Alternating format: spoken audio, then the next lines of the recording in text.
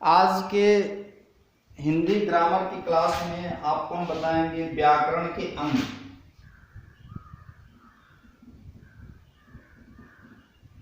व्याकरण के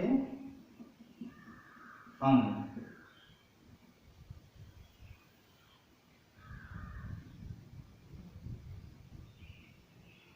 व्याकरण के तीन अंग हैं। व्याकरण के तीन अंग हैं। पहला है वर्ण विचार।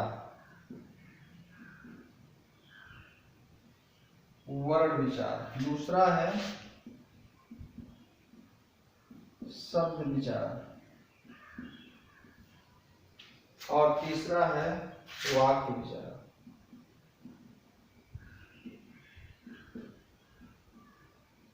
व्याकरण के तीन अंग हैं।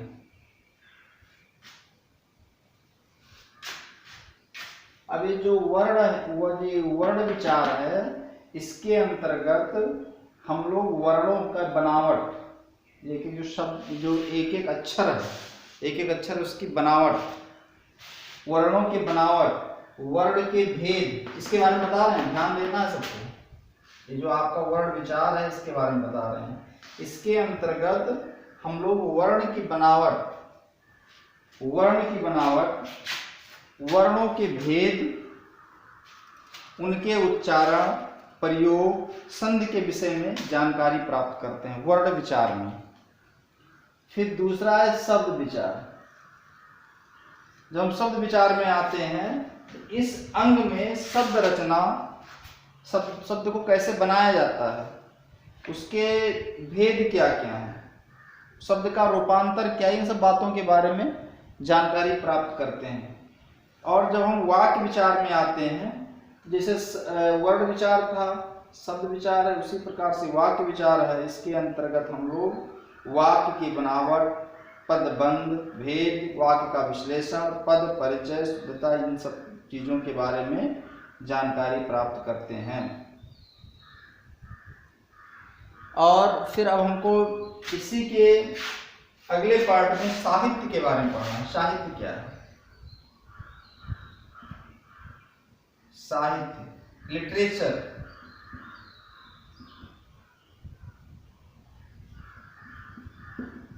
लिटरेचर, प्रत्येक भाषा का अपना एक साहित्य होता है। कोई भी लैंग्वेज है, कोई भी भाषा है, तो उसकी अपनी एक साहित्य है।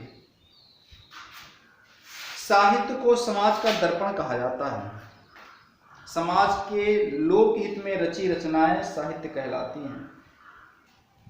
जितने भी समाज के हित के लिए, चाहे हम कोई लोकगीत बना दें, कोई शान बना दें, कोई उपन्यास लिख दें, कोई निबंध लिख दें, ये सब साहित्य ही हैं। इंग्लिश में इसको हम लोग लिटरेचर कहते हैं। साहित्य में दो प्रकार का होता है, एक गद्य साहित्य होता है, एक पद्य साहित्य होता है। साहित्य में दो प्रकार का है।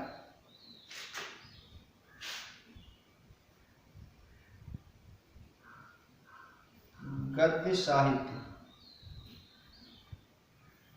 एक होता है पद्य साहित्य।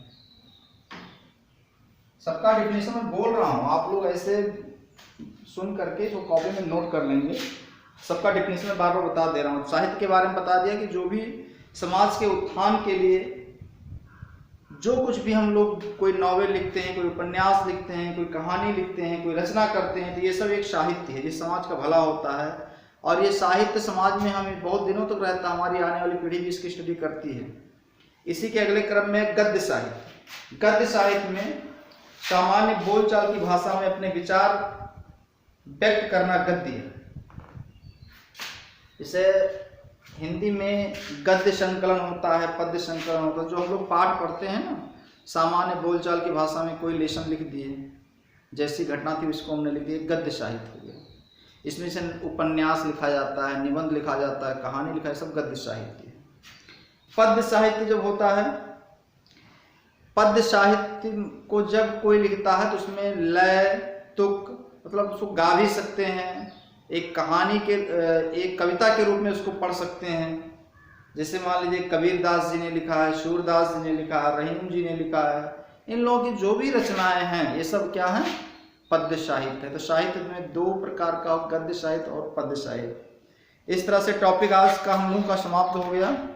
अब आपको हम नेक्स्ट टॉपिक में बताएंगे वर्ण विचार के बारे में, फोनोलॉजी के बारे में विस्तार से अगले वीडियोस में आपको हम बताएंगे। Thank you.